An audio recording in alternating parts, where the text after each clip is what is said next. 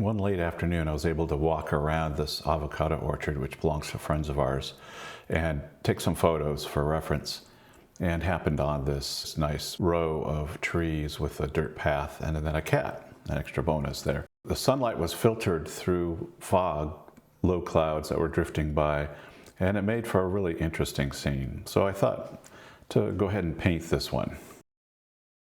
So I've got a foggy sky, kind of a gray sky up in this area at the top. And then the foliage kind of starts up in here. I'm painting on a 8x10 canvas board that I pre-toned with a transparent red oxide acrylic. And I'm using a small brush to mark in the large shapes and areas to paint. I'm using a pair of dividers you'll see pop in the frame every once in a while, and that just helps me place some of the larger portions of the painting to get proportions and scale and things like that correct. The transparent red oxide toning of the canvas allows the warmth to come through in certain areas of the painting.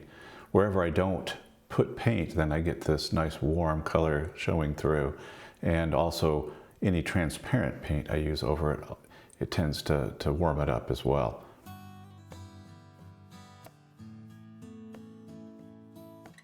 Now that I have the sketch in, I can start working on some of the darks. So I've mixed up some Ultramarine Blue and burnt Sienna to do that.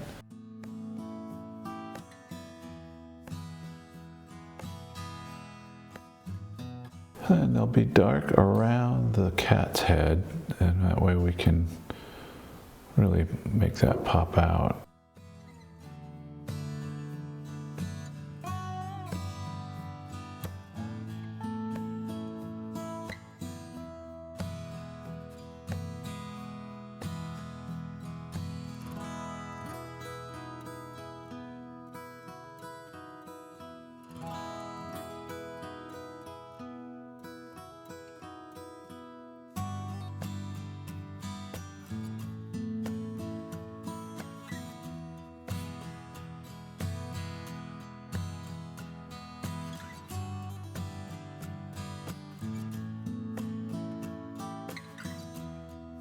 Now I'm going to shift into the dark greens, trying to use as big a brush as I can for as long as I can.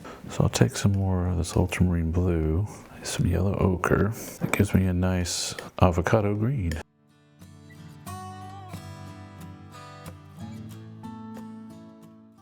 I'm squinting while I look at my reference picture. I have two reference pictures here. I've got the one that I took with my phone, and then this one I ran through a filter that tries to turn it into a painting and does not a great job at it, but what it does do is block a lot of the colors, so it's easier for me to see blocks of shapes. By no means am I copying this. It's not a good painting, but it just helps with that sort of thing.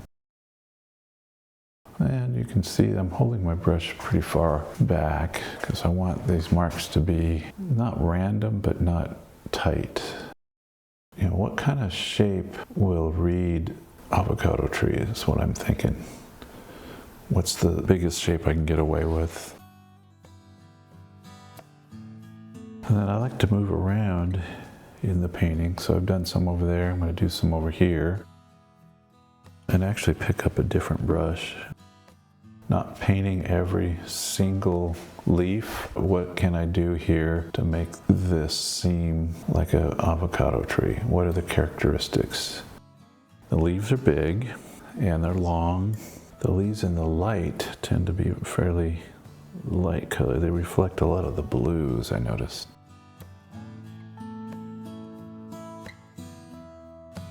So if I can get a few of those leaves in, then that'll tell the story of the tree, and then whatever else I do will kind of fall into place.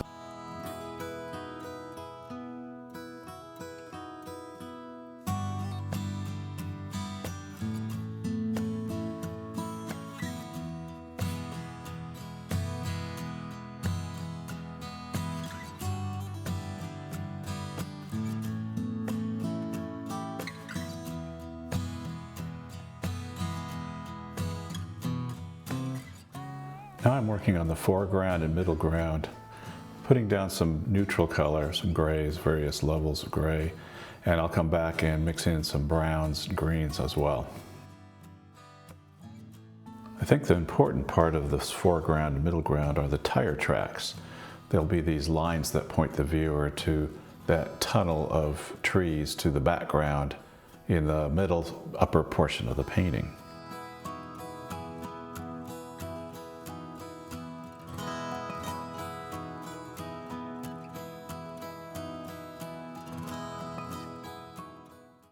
Now I'm returning back to the trees, working both sides of the painting for continuity.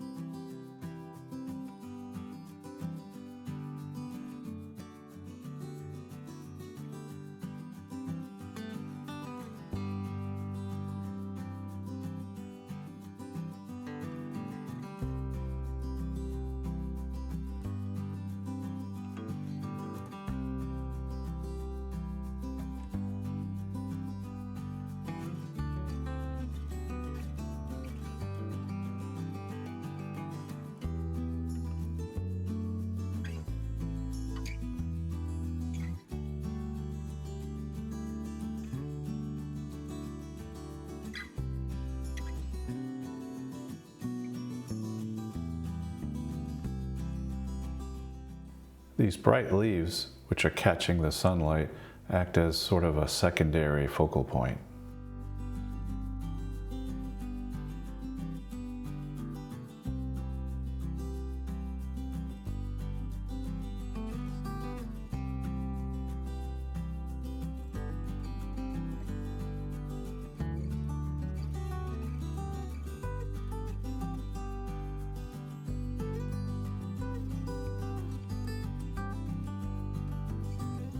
I think I'm going to go ahead and put the sky in. The sky is sort of a warm gray, and we'll put in a few blue spots as well.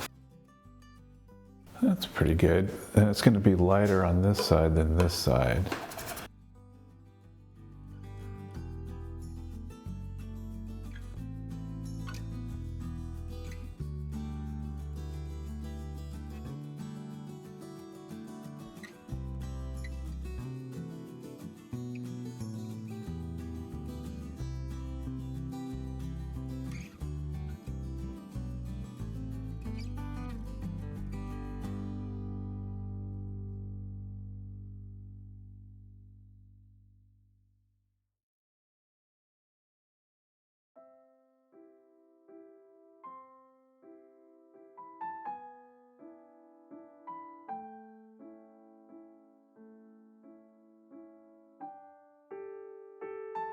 I'm going to introduce just a little bit of yellow ochre to this.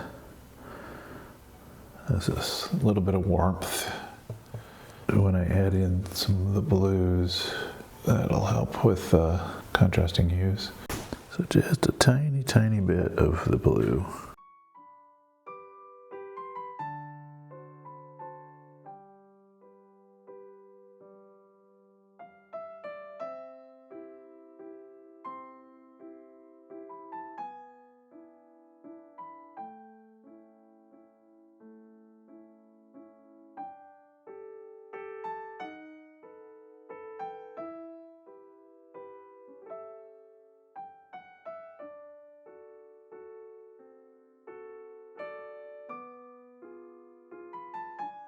Again, I want bigger pieces up front here on the side, so it's closer to the viewer.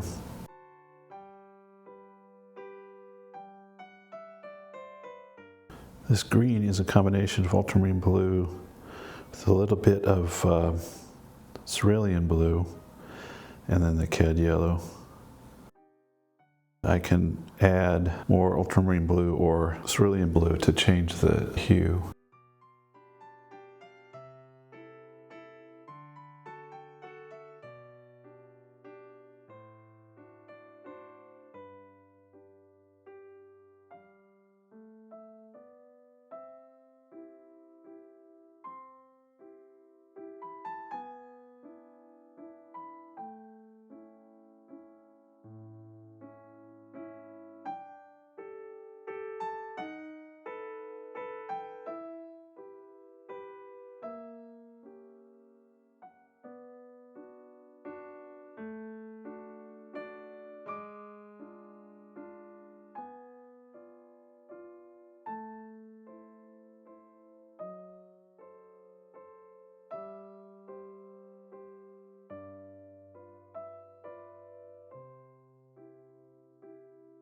I think I'll stop with the trees for now and work on the distant hills. Got sort of a pale, warm, pale, light color going on up in here.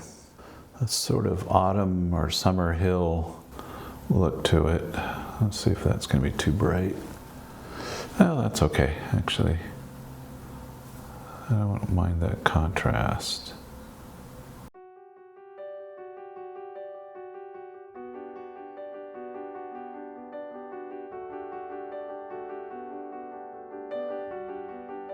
I don't want anything too hard edged up here because that'll draw attention. So I'm keeping it fairly loose.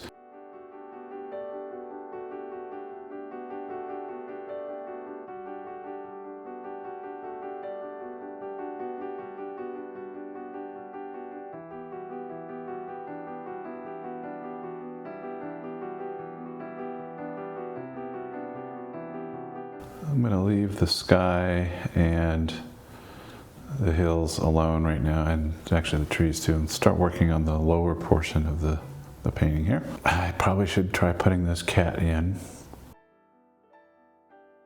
I initially put this cat in standing and looking back at me while I was taking the picture, and that's the way I painted it here. Then afterwards I realized that number one, the cat's too big, it almost looks like a fox, and number two, it's just not the feeling I want to portray in the painting. Now I'm putting the grass and weeds in between the tire tracks using an old brush that works really well for grass and other random organic things. It's a pretty distressed brush. It's been well used. All right, after looking at this cat for a while, I decided to go ahead and rub it off. Start over on that. I think I'm going to have the cat laying down.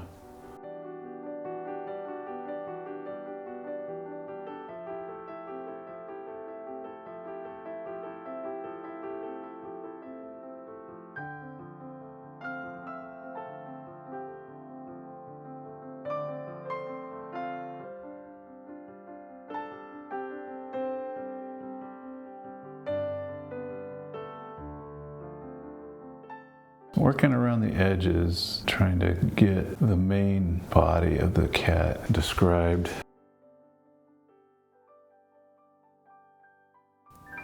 The way I'm painting this cat is very impressionistic. It's not very detailed, and as you look at it here in a zoomed in fashion, it doesn't look much like anything.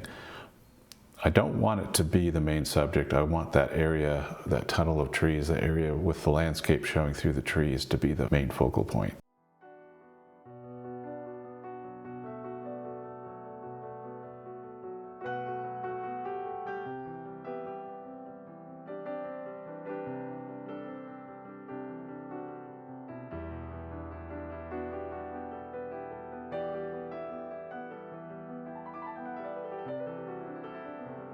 Well, I'm going to call this one done. This was a fun one. I enjoyed painting this avocado orchard with the cat laying out in the afternoon sun. Put in a few of the little puddles to reflect the skylight. I think that helps with the interest of the painting. And we've got the track lines, which leads you to this focal point here in the back as well.